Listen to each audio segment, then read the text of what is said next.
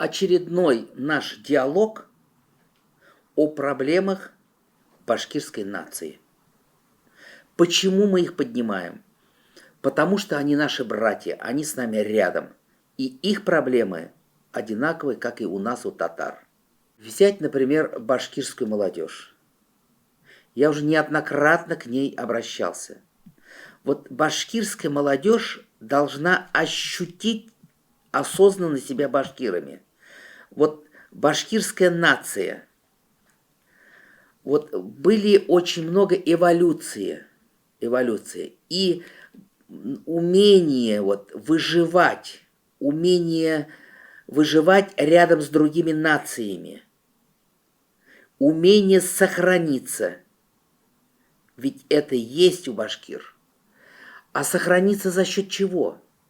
За счет трудолюбия, за счет умения адаптироваться, за счет усердия. Вот башкирам нужно сейчас пропагандировать своих героев, своих выдающихся личностей, на кого надо равняться. Поэтому резерв огромный, особенно в направлении спорта. В комментарии неоднократно башкирские комментарии обвинили нас, что мы приглашаем Гиркина, Стрелкова Игоря.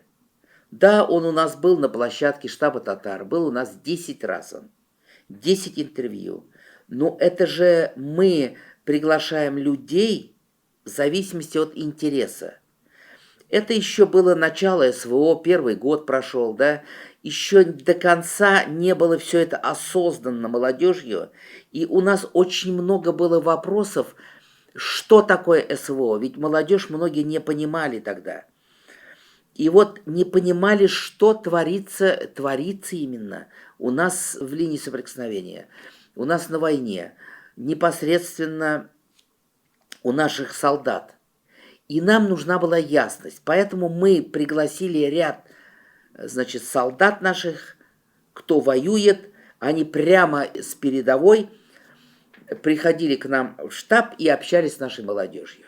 И тогда возник вопрос от инициативы молодежи. Давайте пригласим Игоря Стрелкова, он говорит правду. А молодежь отличает, где правда, а где не совсем правда.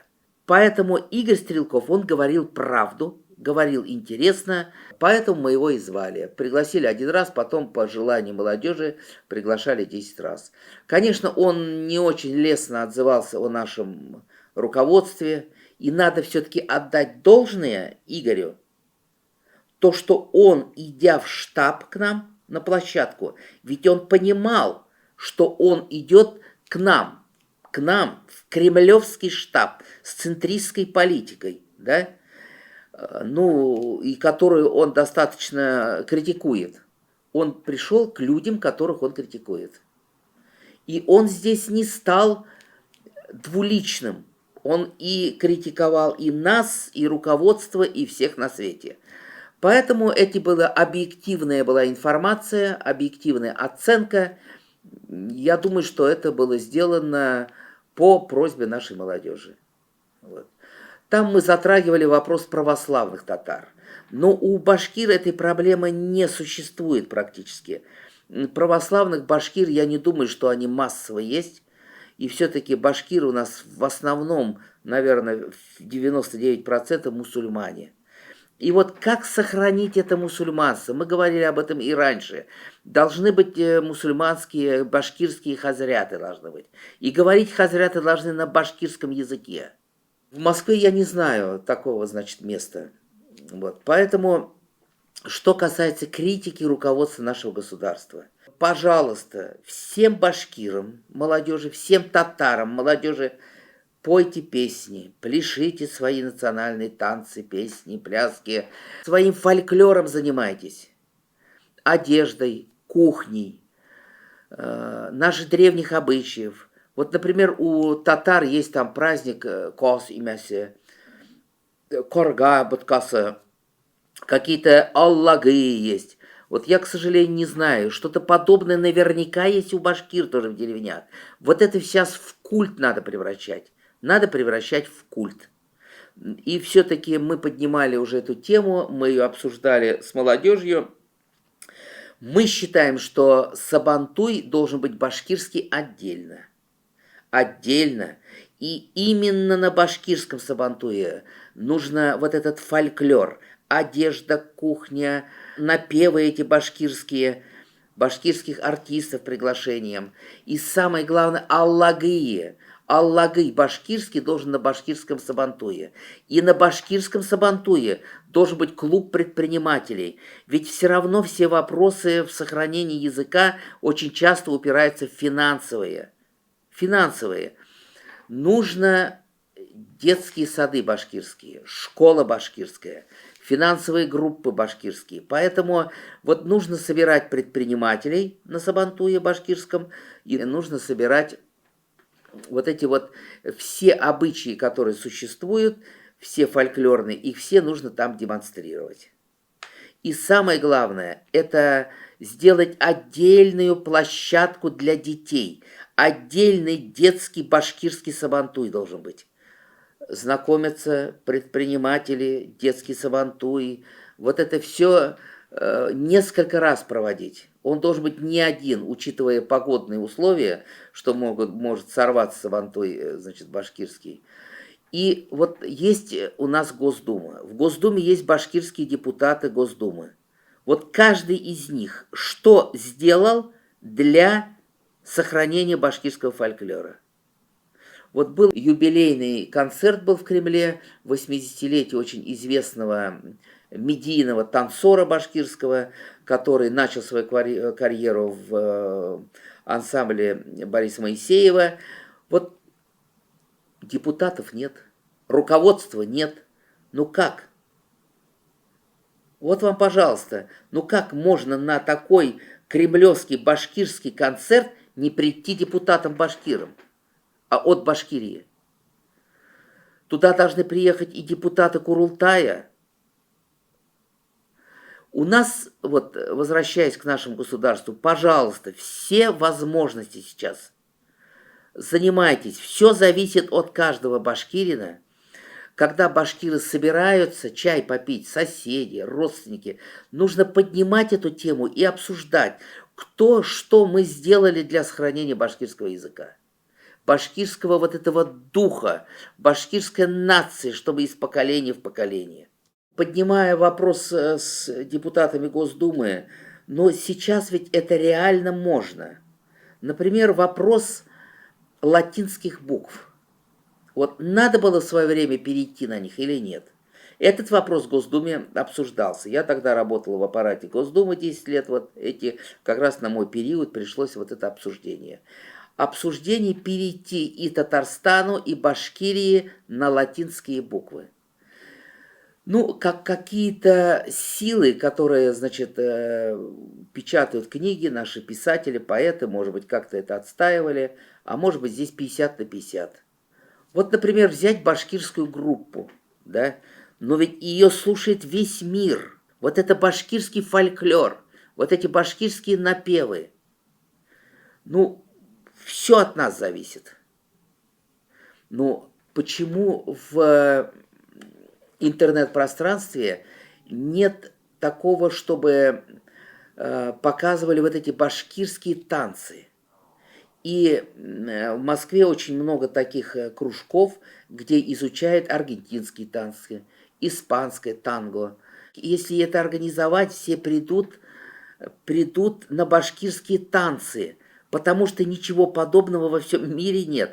Вы начинаете танцевать танец башкирский, и вы преображаетесь, вы погружаетесь в этот танец. Такого погружения, как башкирский танец, это же фольклор. Но чтобы его понять, пропустить через голову, через сердце, надо быть внутри немного башкириным с детства. Рух башкирский должен быть, иман башкирский. Вот это очень важно. И вот это бы как провести из поколения в поколение.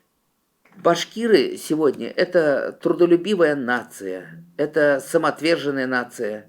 Нация, на которую опирается наше руководство России. Вот эти все бредовые идеи насчет отделения, что-то мы уже про это говорили. Раз. Второе. Вот давайте приведем пример. Пример. Неприятная история у нас случилась в Крокусе. После этой истории мы собрали таджикскую молодежь студентов и создали землячество таджикское в Москве. Потому что они же не тюркские. А что было бы, если бы эти люди оказались башкирами?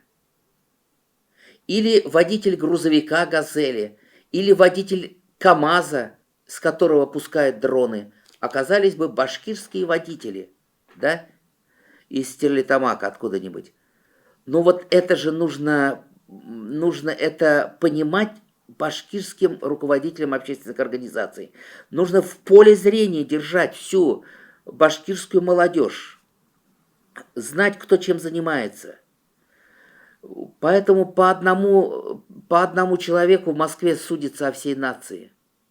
Что про татарина, что башкирина. Это же нужно было посеять межнациональную вражду.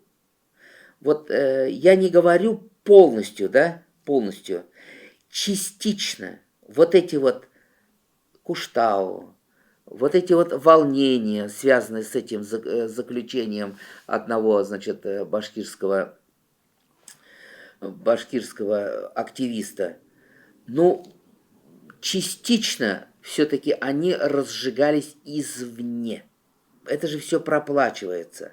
Вот, зомбируется молодежь башкирская, татарская, какие-то поджоги устроить, какие-то случаи устроить. Но мы должны быть к этому готовы. Готовы. Башкирские детские сады. В башкирских детских садах башкирский сабантуй со всеми элементами, со всей атрибутикой. Ну, мусульманство это само собой, конечно, мусульманство. Ведь все мусульманство в Советском Союзе базировалось у нас в Уфе. Нам нужны башкирские герои, нам нужны башкирские древние сказки. И по этим сказкам нужно снимать мультфильмы. По героям башкирским надо снимать художественные фильмы. Вот, например, по примеру «Рожденной революцией». Чтобы в этом фильме показано несколько поколений, внуки, дети, и чтобы они прошли через этот вот башкирский быт. Застолье, дом, изба, как устроена, как они работают, как башкиры охотятся, как на конях соревнуются, в чем им и равных нет. У башкирской молодежи нужно разработать какой-то сценарий проведения свадьбы, выкуп невесты, как свадьба происходит башкирская. Вот эти обычаи нужно сейчас поднимать, одежду еще раз.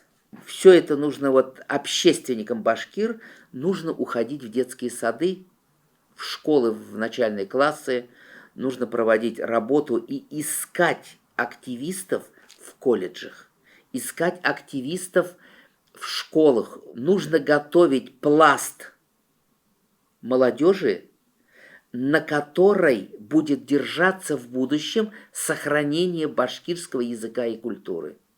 Вот эти лидеры башкирской молодежи, их нужно выращивать, их нужно выявлять, и их нужно вести потом в жизни. Еще раз, недоработки полпредства Башкирии в Москве. Надеемся, что это новое полпредство еще, значит, проявит себя. Недоработка, наверное, депутатов на местах. Недоработка, наверное, председателя общественных организаций, председателя автономии. Но, подытоживая, нельзя сказать, что все плохо, плохо, плохо. Эстрада башкирская, танцы башкирские, концерты. Есть продвижение, но в то же время очень много резервов и очень много поля деятельности для работы.